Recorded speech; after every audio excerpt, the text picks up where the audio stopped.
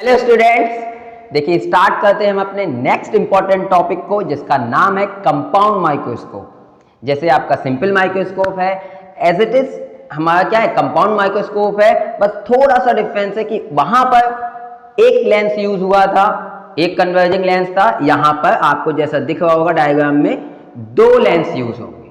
तो वहां एक लेंस की वजह से जो हमारा मैग्नीफाइंग पावर आ रही थी, मतलब जो ऑब्जेक्ट था वो मैग्नीफाई हो रहा था केवल और केवल एक लेंस की वजह से। बट यहां पर दो लेंस की वजह से मैग्नीफिकेशन होगा, तो बहुत छोटी चीज को भी आप बड़ा देख पाएंगे। क्लियर? तो एक तरीके से केवल मॉडिफाइड फॉर्म है सिंपल माइक्रोस्कोप की, जिसमें दो लेंस यूज किए जाते हैं। अब हम कैसे इसकी मैग्नीफाइंग पावर फाइंड आउट करते हैं, बाकी कंपाउंड माइक्रोस्कोप क्या होता है ये तो आपको पता है कि छोटी चीजों को बड़ा करने के लिए, ठीक है, जो छोटी चीजों को जिसमें बड़ा देखा जा सके वो हमारा क्या है कंपाउंड माइक्रोस्कोप है। अगेन ये भी दो केस में यूज होता है, जैसे सिंपल माइक्रोस्कोप में होता था बिल्कुल वैसा ही है। फर्स्ट केस क्या है, बन इमेज फॉर्म्ड एट डी, मतलब जो फाइनल इमेज है वो डी डिस्टेंस पर बने, और इस केस को हम क्या बोल देते हैं, स्ट्रेन्ड आई वाला केस भी बोलते हैं। क्लियर? या इसमें हमको पता है जो मैग्निफिकेशन होता है वो मैक्सिमम होता है, तो मैक्सिमम मैग्निफिकेशन वाला केस भी बोल देते हैं। क्लियर? ऐसे ही दूसरी जो केस है उसमें क्या इमेज कहाँ बनती है, इन्फिनिटी पे, तो इसको हम इन्फिनिटी पे जब इमेज बनती है वो वाला केस बोलते हैं। या इसमें जो आई होती है वो रिलैक्स्ड होती है क्योंकि दूर बनती है इमेज, तो रिलैक्स्ड आई वाला केस भी है। और जो मैग्निफिकेशन है बट इस केस में कैसा होता है थोड़ा कम होता है, तो मिनिमम मैग्निफिकेशन वाला केस भी बोल देते हैं। अगेन ये वाला वर्ड बहुत इंपॉर्टेंट, याद रखिए नॉर्मल एडजस्टमेंट। तो नॉर्मल एडजस्टमेंट वाला केस भी इसे बोलते हैं क्योंकि न्यूमेरिकल में नॉर्मल एडजस्टमेंट बोलता है, तब आपको इस वाले केस का फॉर्मूला लगाना है। और जब आपको व्हेन लीस्ट डिस्टेंस पर बनती है, मतलब नियर पॉइंट पर बनती है इमेज, तब आपको ये वाला फॉर्मूला पुट करना है न्यूमेरिकल में। क्लियर? तो दोनों केस में कैसे मैग्नीफाइंग पावर निकालते हैं, ड्राइव करते हैं। देखिए एक लेंस की वजह से हमें आईपीस की वजह से, अगर या आईपीस या सिंपल माइक्रोस्कोप की वजह से तो मैग्नीफाइंग पावर पता है, तो केवल हमें ऑब्जेक्टिव की वजह से आई निकालना है मैग्नीफाइंग पावर, फिर दोनों का प्रोडक्ट करेंगे, हमारी टोटल मैग्निफिकेशन आ जाएगा।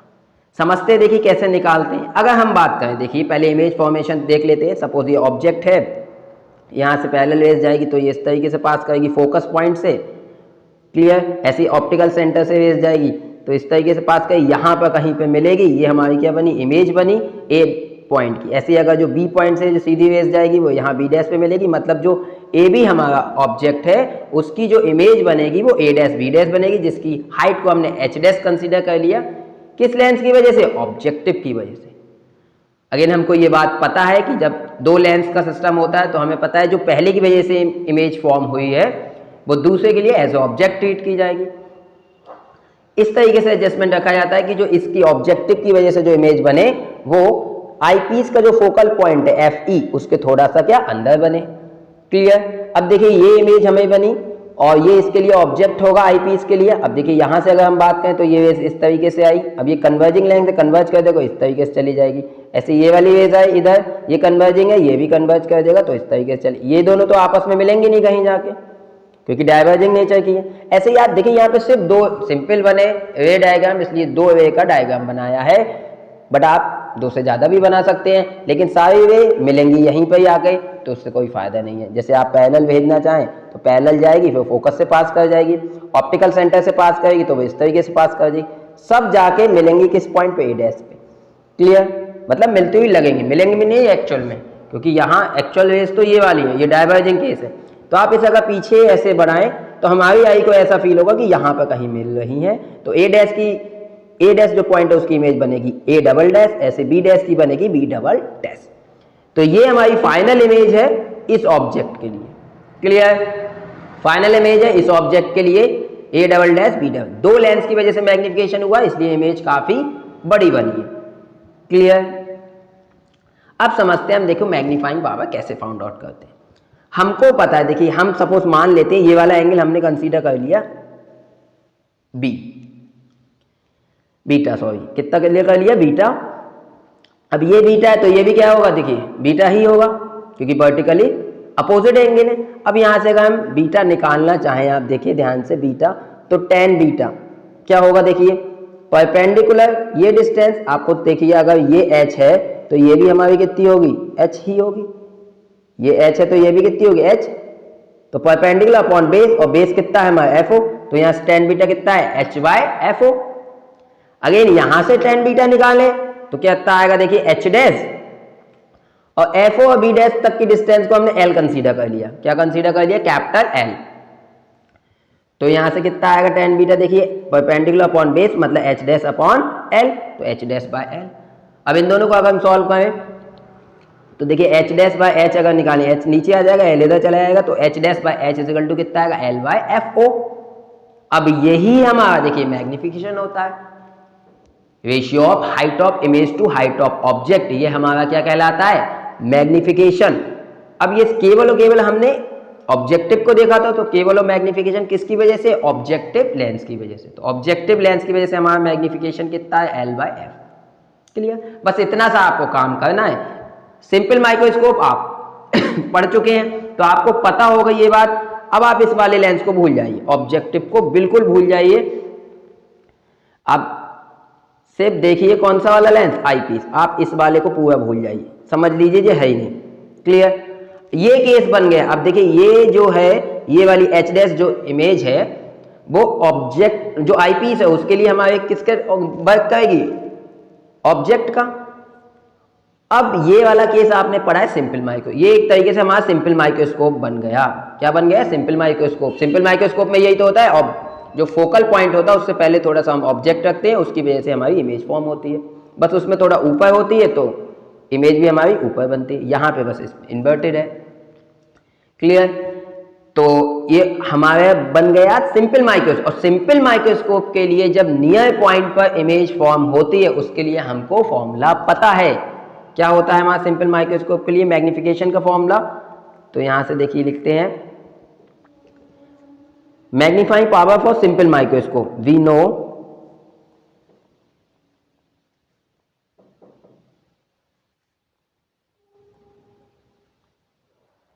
Magnifying power for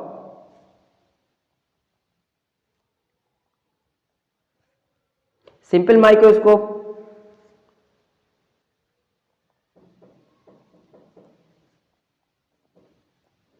simple microscope के लिए हम मैग्नीफाइंग पावर जानते हैं क्या होती है, देखिए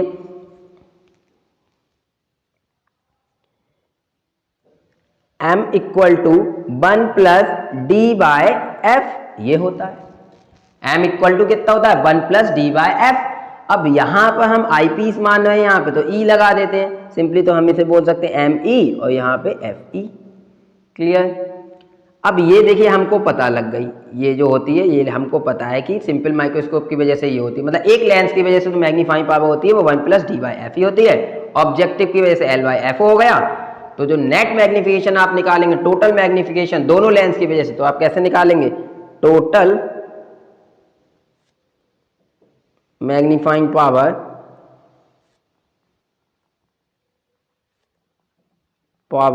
बस इस बात को याद रखिए कि दो लेंस की वजह से टोटल मैग्नीफाइंग पावर होती है, वो दोनों का क्या हो जाता है, प्रोडक्ट। तो M इक्वल टू MO और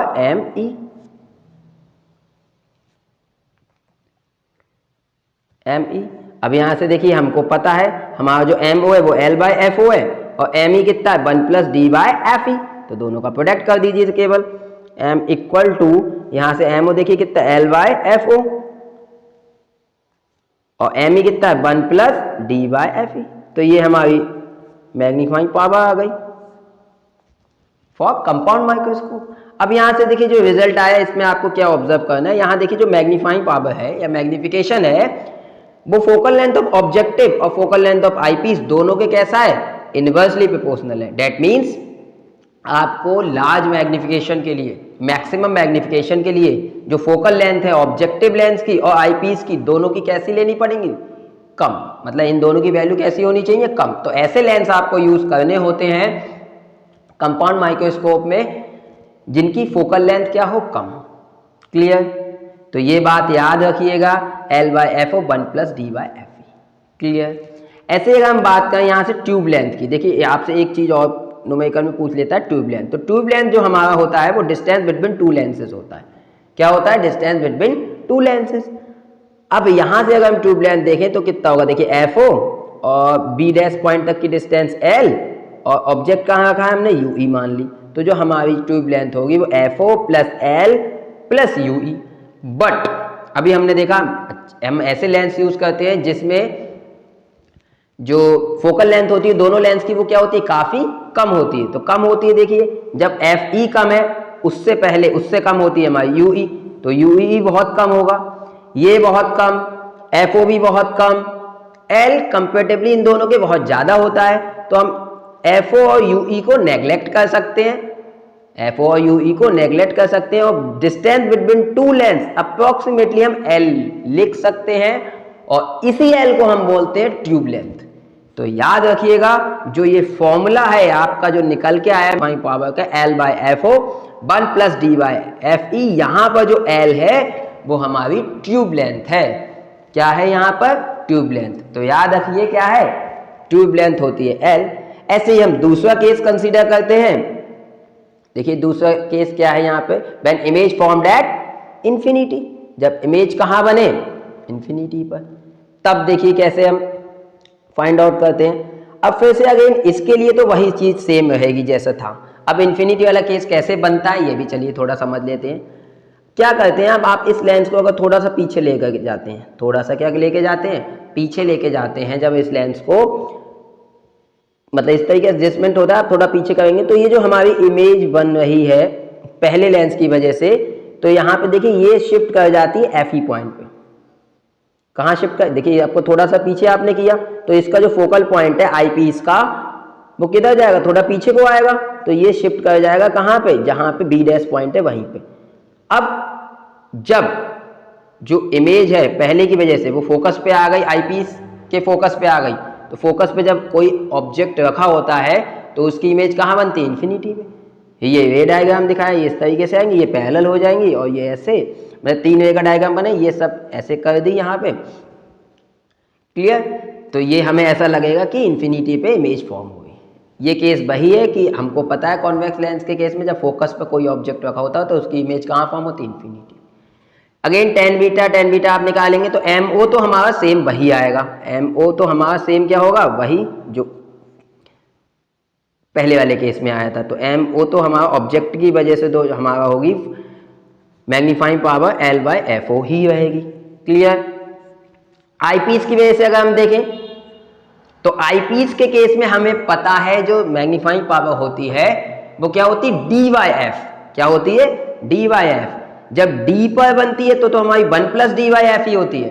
और इस वाले केस में जब इमेज कहाँ बनती है इन्फिनिटी पे, तो इस केस में सिंपल माइक्रोस्कोप के लिए जो मैग्नीफाइंग पावर होती है वो क्या होती है डी बाय एफ। हम जानते हैं क्योंकि अब अगर आप इसको भूल जाएं, इस वाले हिस्से को क्या है सिर्फ आप केवल भूल जाएं, अब तो ये सिर्फ इसकी हमने निकाल ली magnifying power L by F O. अब ये वाला केस क्या होगा सिंपल माइक्रोस्कोप वाला, तो सिंपल माइक्रोस्कोप के लिए हमें पता है जो मैग्नीफाइंग पावर होती है वो क्या होती है फॉर सिंपल माइक्रोस्कोप मैग्नीफाइंग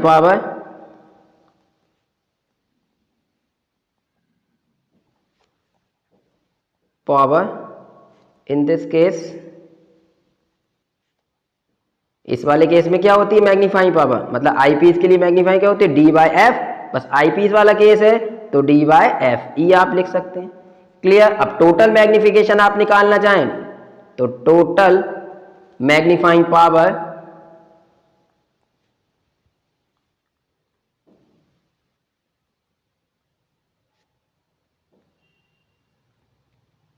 कितनी आ जाएगी यहाँ पे देखिए एम, दोनों का प्रोडक्ट हो जाएगा एम ओ और एम ई। तो m इक्वल टू यहाँ से अगर हम एम ओ देखें तो एम ओ हमारा वही है same L by F O और एम ई कितना डी बाय एफ ई, तो यहाँ कितना आ जाएगा देखिए एल बाय एफ ओ और डी बाय एफ ई। तो ये वाला केस देखें इसमें भी हमारा देखिए क्या है जो मैग्निफिकेशन है वो ऑब्जेक्टिव लेंस के और आईपीस लेंस के दोनों की फोकल लेंथ के कैसा है इनवर्सली प्रोपोर्शनल। दैट मीन हमको मैग्निफिकेशन ज्यादा चाहिए तो ये दोनों शॉर्ट फोकल लेंथ लेनी पड़ेंगी, ठीक है, मतलब दोनों की क्या होगी फोकल लेंथ शॉर्ट होगी। तो ये बात दिमाग में बैठा लीजिए कि कंपाउंड माइक्रोस्कोप में आपसे ऐसे ही क्वेश्चन पूछता है why we take the short focal length of objective and eyepiece for better magnification in compound microscope. तो याद रखिए शॉर्ट फोकल लेंथ क्यों लेते हो, क्योंकि मैग्निफिकेशन अच्छा हो जाता है। यहाँ दोनों केस में हमारा जो मैग्नीफाइंग पावर है वो इनवर्सली प्रोपोर्शनल। अगेन यहाँ पर भी एल क्या होगा, हमारा ट्यूब लेंथ होगी। क्लियर? देखिए समझ लेते हैं, बात तो वही है। यहाँ पे बस यहाँ अगर इस वाले केस में देखिए डिस्टेंस बिटवीन टू लेंसेज क्या होगा, एफ ओ एल और एफ ई होगा यहाँ पे यू ई की जगह, क्योंकि ये हमारा जो इमेज है वो यू ई मतलब एफ ई और यू ई इक्वली हो जाएंगे, क्योंकि फोकस पर ही आ गई है हमारी इमेज। क्लियर? जब फोकस पर ही आ गई तो यहाँ तक की डिस्टेंस एफ ई बोल दीजिए या यू ई बोल दीजिए, क्योंकि ऑब्जेक्ट तक की डिस्टेंस, इसके लिए तो ये ऑब्जेक्ट। तो इस केस में भी एफ ओ एफ ई बहुत छोटे होंगे, तो एल को ही हम मतलब जो एल है कंपेरेटिवली बहुत बड़ा होगा एफ ओ एफ ई के, तो एल को ही लगभग हम मान सकते हैं क्या, डिस्टेंस बिटवीन टू लेंसेज। तो इस केस में भी याद रखिएगा जो एल है हमारा वो क्या है, ट्यूब लेंथ। तो एल हमारा tube length, F O objective की focal length, F E eyepiece की, डी हमारा नियर पॉइंट मतलब 25 सेंटीमीटर फॉर ह्यूमन आई। ये तो आपको पता ही होगा, सिंपल माइक्रोस्कोप केस में हमने पढ़ा है। So thank you so much for watching the video.